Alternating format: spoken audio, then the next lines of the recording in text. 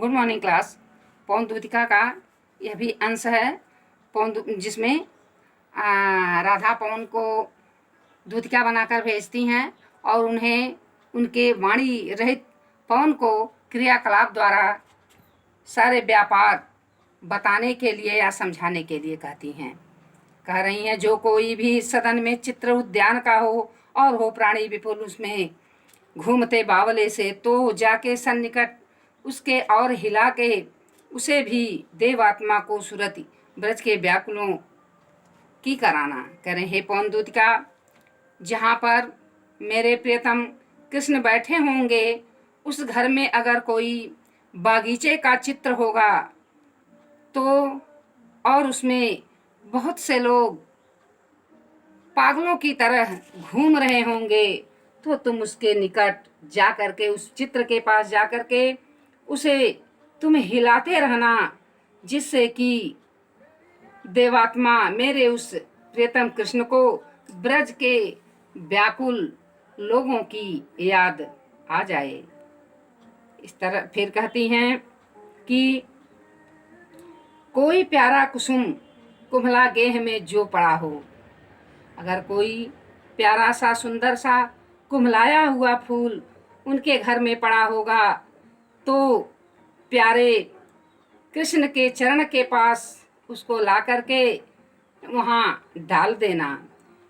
यूं देना ए पौन बतला फूल सी एक बाला, म्लान हो कमल पग को चूमना चाहती है। हे पौन दूतिका, उससे उनको यह आभास हो जाएगा कि कोई फूल सी ब्रजबाला या राधिका तुम्हारे याद में कुम्हला गई है और तुम्हारे कमलवत चरणों का स्पर्श करना चाहती है। फिर आगे बता रही हैं, संदेश दे रही हैं क्या कि जो प्यारे मंज उपवन या वाटिका में खड़े हों, अगर मेरे प्रियतम किसी बागीचे या वाटिका में खड़े होंगे तो तुम वहाँ पहुँच करके छिद्रों में जा क्वणित करना बेणुसा कीचकों के। तो उन वृक्षों के, उस उद्यान के या उस वाटिका के वृक्षों के छिद्रों में पहुँच करके तुम मधुर मधुर आवाज उत्पन्न करना और बांस में के वृक्षों के पेड़ों को इस प्रकार से उसमें मधुर ध्वनि उत्पन्न करना जो कि बांसुरी के समान मधुर सुनाई दे। यह स्वाभाविक है कि हवा के चलने से, वृक्षों से और या बांस के वृक्षों से सुंदर ध्वनि, उसकी टकराहट से सुंदर ध्वनि निकलती है। यो होवेंगी सूरत उनकी सर्व गोपांगना का।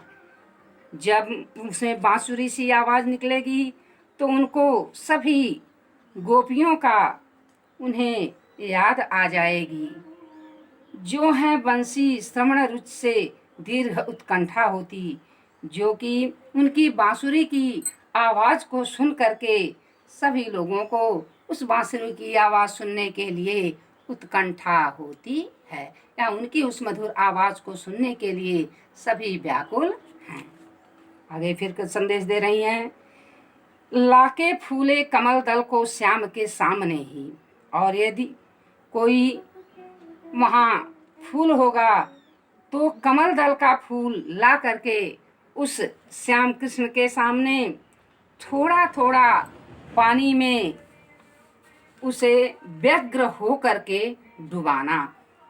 जब उसे व्यग्र होकर डुबाओगी तो उन्हें क्या लगेगा, यूं देना ए भगनी बतला एक अम्भोज नेत्रा। हे बहन, इससे अपने क्रिया व्यापार से उन्हें यह समझा देना कि अम्भोज माने कमल नेत्र, अम्भोज माने कमल, नेत्रा माने आंखों वाली, कोई कमल नयनी की आंखें को हो विरह विधुरा वार में बोरती, वह आपके विरह में व्याकुल होकर के आंसू में डुबोती रहती है। अर्थात आपकी याद में, आपके विरह में उनकी आँखों से, उनकी आँखें आंसू में हमेशा डूबी रहती हैं, अर्थात रोया करती हैं। इस प्रकार का संदेश नायिका राधिका जी नायक कृष्ण के पास भेजती हैं। बच्चों, भाषा तो इसमें खड़ी बोली है, छंद मंदाक्रांता है, मंदाक्रांता है, और शब्द शक्ति इसमें अविधा है, लक्षणा भी द्रष्टव्य है। इसमें एक और दिया हुआ है कि बीच बीच में कुछ शब्द ऐसे हैं जिनका आपको विलोम भी लिखना है और पर्यायवाची भी। जैसे गेह शब्द है, गेह का सदन है, भवन है, गृह है, और भवन का तथा पवन का, भवन का संधि विच्छेद भोधन अन, भोधन अन भवन हो गया।